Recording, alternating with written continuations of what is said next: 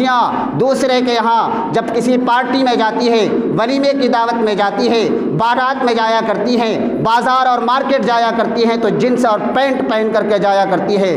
قرآن اور احادیث کے مطابق، رسول اللہ صلی اللہ علیہ وسلم کے احکامات کے مطابق باعزت گھرانہ، شریف گھرانہ اس کو کہا گیا جس گھر کی عورتیں پردے کا خیال کرتی ہو، لیکن ہم نے اس کو پلٹ دیا۔ آج ہماری نگاہوں کے اندر باعزت گھرانہ وہ شمار ہونے لگا جس گھر کی عورتیں ننگی پھرتی ہو۔ مجھے ننگی پھرنے کہتے ہوئے کوئی بھی عار نہیں ہے۔ حدیث کے اندر کہا گیا رب کاسیات عاریات، کہ بہت ساری عورتیں وہ ہوں گی جو لباس پہننے کے باوجود بھی ننگی ہوں گی۔ یہ وہ عورتیں ہیں جو بہت زیادہ باریک لباس پہنا کرتی ہیں یا اس طرح کے لباس پہنا کرتی ہیں جس کے پہننے کے بعد بدن کی بناوٹ اور ساخت بالکل صاف نظر آتا ہو۔ اب ذرا ٹھہر کر کے سوچیں کہ جنس پینٹ پہننے کے بعد عورتوں کی بدن کی ساخت اور بناوٹ صاف صاف نظر آتی ہے یا نہیں آتی ہے؟ قرآن و احادیث کے مطابق وہ عورتیں ننگی ہیں۔ ایسی عورتوں کے بارے میں فرمایا کہ وہ عورتیں جو لباس پہننے کے باوجود بھی ننگی ہیں، یعنی اس طرح کے لباس پہنتی ہیں، آج کے دور میں جنس اور پینٹ پہنتی ہے۔ میں صاف واضح انداز میں کہنا چاہتا ہوں، مجھے کسی بات کا کوئی ڈر نہیں ہے۔ آج کے دور میں وہ لڑکیاں، وہ عورتیں، وہ بیٹیاں جو جنس اور پینٹ پہن کر کے باہر جایا کرتی ہیں وہ ننگی ہیں، ہماری نظر میں نہیں، قرآن و حدیث کی نظر میں وہ ننگی ہیں۔ اور ایسی عورتوں کے بارے میں فرمایا کہ یہ عورتیں جنت کی خوشبو تک نہیں پا سکیں گی۔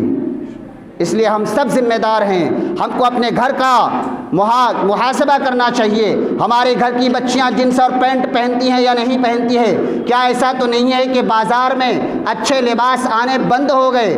کیا کمپنیوں نے دوسرے لباس بنانے بند کر دیے؟ وہ ڈھیلے ڈھالے لباس جس سے اچھی طرح بدن کو چھپایا جا سکے، کمپنیوں نے اور کپڑے کے تاجروں نے، کپڑے کے کمپنیوں نے اس طرح کے لباس بنانے بند کر دیے اور صرف جنس اور پینٹ ہی بنایا جا رہا ہے اور دوسرے لباس کو بنایا ہی نہیں جا رہا ہے۔ کبھی کبھی تو اس طرح کی باتیں لوگ کرتے ہیں کہ مولانا صاحب اس طرح کے لباس ملتے ہی نہیں۔ کسی کپڑے کی دکان پر ایک عورت گئی، انہوں نے شلوار کا کپڑا مانگتے ہوئے اس دکاندار نے جو کپڑا دیا، اس عورت نے کہا ذرا اس سے بھی ذرا باریک ہو تو وہ دکھائیے۔ اس دکاندار نے پھر ذرا باریک کپڑا دکھایا، اس عورت نے کہا اس سے بھی ذرا اگر اور کوئی باریک ہو تو وہ دکھائیے، اس میں ذرا گرمی لگتی ہے۔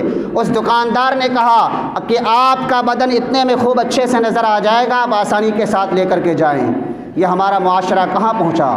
اور ہمارے معاشرے کے اندر ایک تو اس طرح کی چیزیں، ہمارے بچے جنس اور پینٹ کی طرف بڑی تیزی کے ساتھ بڑھتے ہوئے جا رہے ہیں، بڑی تیزی کے ساتھ جو اسلامی کلچر والا لباس تھا وہ مفقود ہوتا جا رہا ہے اور انگریزیت کا غلبہ آتا جا رہا ہے۔ ہم ان انگریزوں کی طرف بڑی تیزی کے ساتھ بڑھتے ہوئے جا رہے ہیں۔ ہماری عورتوں کا وہی حال، ہماری بچوں کا وہی حال، ہماری بہنوں کا وہی حال، کسی کے پیشانی پر کوئی بھی بل نہیں پڑتا۔ گھر کے ذمہ دار ہیں، تبلیغی جماعت کے امیر ہیں، مدرسے کے محتمم ہیں، مسجد کے امام ہیں، ان کے گھروں کا بھی یہی حال۔ دیندار گھرانہ، 5 وقت کے نمازی، اس کے گھر سے بھی جب عورتیں کیا ہے جنس اور پینٹ پہن کر کے نکلتی ہے، اس کے پیشانی پر بل نہیں پڑتا کہ یہ کیا ہو رہا ہے، ہمارے سامنے یہ کیا ہو رہا ہے۔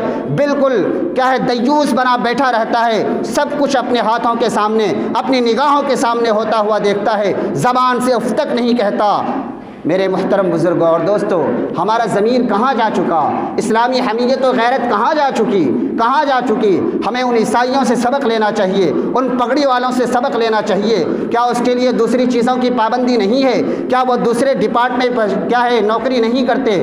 ہم یہ اس طرح کی دہائی دیتے، ہماری بچی بینک میں نوکری کرتی ہے، باہر اسکول جاتی ہے، جنس پینٹ پہننا پڑتا ہے۔ یہ اس طرح کی باتیں آدمی اس وقت کرتا ہے جب بالکل ضمیر اندر سے مر چکا ہوتا ہے۔ اس وجہ سے اس وقت ضرورت ہے کہ ہم اپنی ضمیر کو زندہ کریں، اسلامی حمیت و غیرت کو زندہ کریں۔ میرے محترم بزرگوں اور دوستو، انہی تمام باتوں کے ساتھ اپنی بات ختم کرتا ہوں۔ اللہ رب العزت ہم سب کو صحیح سمجھ عطا فرمائے۔ آمین وآخر دعوانا الحمدللہ رب العالمین۔